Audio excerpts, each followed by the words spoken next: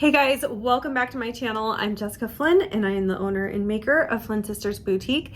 And today we're going to be doing this really cool white and gold and black geode. I have done a tutorial on geodes a long time ago. I think it was a couple years ago, and I absolutely hated how it turned out. So this is kind of like my road to redemption. I really love how this one turned out, and I hope you did too. Of course, you know you're going to see all the products in this video listed and linked down below in the description box. You might even find some discount codes for you there as well. So that's enough chit chat for me. Let's go ahead and get started. All right, you guys, so we're going to start with a 10-ounce Stubby tumbler from Craft Haven today. I've already sanded to prep it, and now I'm going to base paint it with a flat black spray paint. As soon as that's dry, we're ready to start sketching out the layout and design of our geode. Using the inspiration photo as my guide, I'm going to take a pencil and I'm going to sketch out all the different layers and sections of my geode, and I'm going to repeat that on the opposite side and the opposite side of the cup. So I'm going to do one geode on the bottom going up one side, and then I'll do it going from the top down on the opposite side. I hope that makes sense. Once we've got our geode sketched out by pencil, it's time to start base painting each of our sections. Luckily, there's only 3 color sections: white, gray, and gold. So this will be pretty easy, and I'm going to be using acrylic paint markers to paint in each section. I will list the paint markers that I used down below in the description box. I like using these paint markers because you get fantastic coverage in just 1 to 2 coats, and it's not so tedious like it would be if we had to hand paint this with a brush and acrylic paint. Once our painted sections are dry, we're going to apply our glitter. I'm going to be using One Coat Wonder glue from CalendGraceDesigns.com to apply my glitter today. I like this glue because it's nice and thick, and I can just kind of use the nozzle to fill in that section there. And then I'll go in with a doe foot applicator to get into all those little nooks and crannies and details. For my glitter today, I'm going to be using Athena from Peachy Olive Glitters, which is like a medium to chunky mix. I'm aiming that towards the center of our gold sections, and then I will fill in the remainder with Goddess, which is the finer cut of that glitter, just to add a little depth and dimension to our design here. I'm going to very lightly brush off any excess, being careful not to brush through our glued section because we will make a mess. And then for this fine line here, I'm going to use an 18 gauge blunt tip needle that I got from Amazon. I will link this down below. I just filled it with that same glue, and I'm going to use that to apply a very thin line on this outer ring of our geode here. I like this because you can go around the entire ring all in one shot rather than having to do it in sections. Because this glue is so thick, it will take a long time to dry, giving you plenty of time to work around the whole design. I'm also going to use my syringe full of glue to do the gray section, just very carefully getting into all those nooks and crannies. I did give the gold glitter a little bit of time to dry before we moved on to this part. And for the gray section, I'm going to be using OBX, also from Peachy Olive Glitters. After we get that on there, I'm just going to aggressively tap off any excess, and I'm going to let this dry for a good couple hours before we move on to the next step. After my gray and gold sections are completely dry, I'm going to really take my time to brush off any excess glitter and remove it from any places on the cup it's not supposed to be. And then I'm going to spray seal this with Rustoleum 2x clear gloss spray paint, aiming mainly towards the sections that we just glittered. I want to seal in those gold and darker colors before we do the white, because I really do not want any of those darker colors migrating into our white glittered section. So once our sealer is dry, I'm going to go in and glitter our white section in the same way that we did the gold and gray.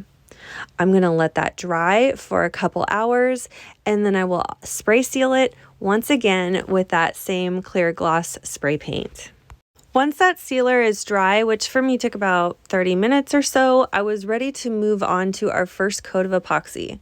When I applied the first coat of epoxy to this cup, I focused on the non-glittered sections first, and then I moved on to covering the glittered sections and kind of merging those streams of epoxy in between, if that makes sense. That way I'm not dragging my finger through glittered and non-glittered sections and risk getting glitter where it's not supposed to be.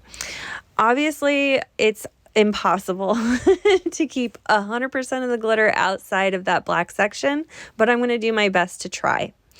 I'm going to hit this with my torch after application like I normally would. I am using my Artist Cure formula, so I'm going to let this dry for about 6 to 8 hours before I move on to the next step. After that, I just applied a second coat right over the top of this one. We didn't need to do any sanding because I only waited about 6 to 8 hours before applying that second coat. Our goal here is to really get everything nice and smooth before we move on to adding in our painted details. After that second coat was dry, I was ready to start on my sanding. I'm going to do the same sanding routine like I normally do. We're going to sand around that top rim to expose a fine line of stainless steel. This fine line of stainless steel is where our final coats of epoxy will adhere to create the final seal for our tumbler on the outer rim rather than the very top rim where it's more vulnerable. I'm also going to go around and sand any pokey bits along the side and just give the whole thing a light sanding. We are going to be doing some painting right over the top of this epoxy, so I want to create a mechanical bond for our paints. Once we're done sanding, I'm just going to clean this up with some rubbing alcohol and paper towels, and now we're ready to move on to the next step. If you look really close at our inspiration photo here in the white section, there's like this translucent kind of smoky white layer over the white glitter in that white section of the geode, and I'm going to try and emulate that using some white acrylic paint and a very fine brush. I'm just going to drag a very fine kind of squiggly line through that white glittered section, and then I'm going to use my fingertip to kind of blend it out. So you don't want to apply too much paint in your stroke there because it'll get too cloudy, but you don't want to paint too little to where it's going to dry too fast and you're not going to be able to kind of, blot it out in a way. It's almost kind of like sponge painting, but with your finger. I also recommend using a glove when you do this so that you don't see any of your fingerprints in the paint like you can with mine. But anyway, this is just going to add some really cool dimension and detail to our design that I think is really unique and unexpected. I'm going to do this through the entire white section, kind of not doing too much, just spacing it out pretty evenly, trying to keep an organic pattern to my work so it doesn't look too uniform. Next, I'm going to go around that white section with a black acrylic marker to clean up any boo-boos I might have made. Next, I'm going to go through the gray section with a gray acrylic marker, mostly outlining it, but also adding a little detail as well. Again, if you refer to our inspiration photo, you'll see that there's a lot of like kind of gray and black spots in that gray silverish section. So that's what we're trying to achieve here with both the gray acrylic marker and a black acrylic marker.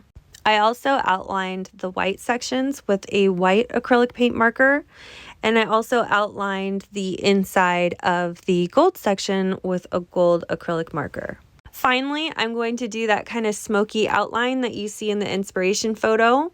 I'm going to start with a fine point white acrylic paint marker, and we'll just outline the whole geode, and then I'll go in with a very fine tip brush and some white acrylic paint and do a similar technique that we did earlier in the white section, where we paint kind of a squiggly line and we dab it out with our fingertip. See how that's going to create kind of that smoky outline just like the one in the photo? I really love how that looks, and you can do this with a variety of colorways, but I think these techniques with the added paint is just such a fun detail that elevates these geodes to the next level. I'm going to go around that white smoky line with a black paint marker to correct any boo-boos because I want all that smokiness just to be on that one side of the line so it looks like a real layer in our stone here. And again, just cleaning up the edges with that black marker is going to make such a beautiful detail. Okay, you guys, and to finish this one off, I'm going to apply a very simple but elegant decal. I have the word unbothered here in the font Bracetta, I don't know.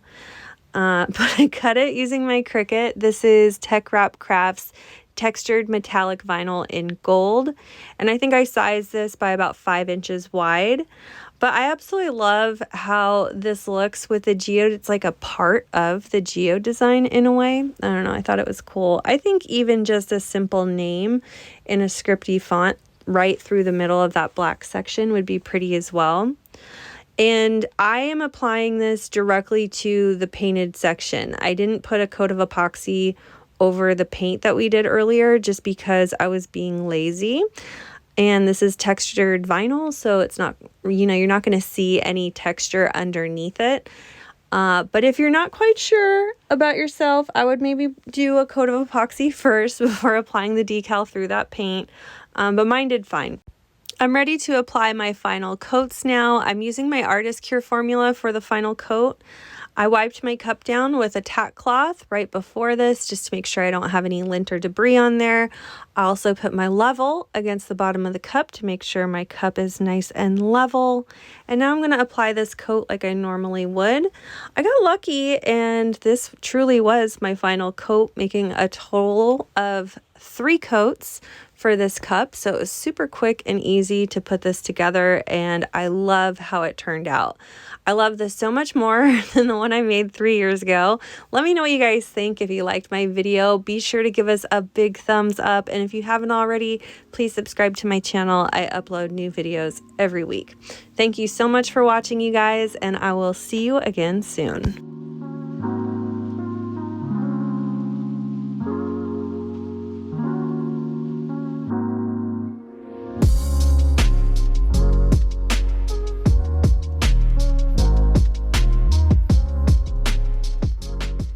And a big thank you to all of our Flynn Sisters exclusive members. Thank you for your pledge. Your support means the world to our channel. If you love this video, you could check out our last video here. Also be sure to find us on Instagram, Facebook, Pinterest, and of course subscribe for all our new videos that come out every Wednesday and Saturday. Thanks so much for watching. See you soon.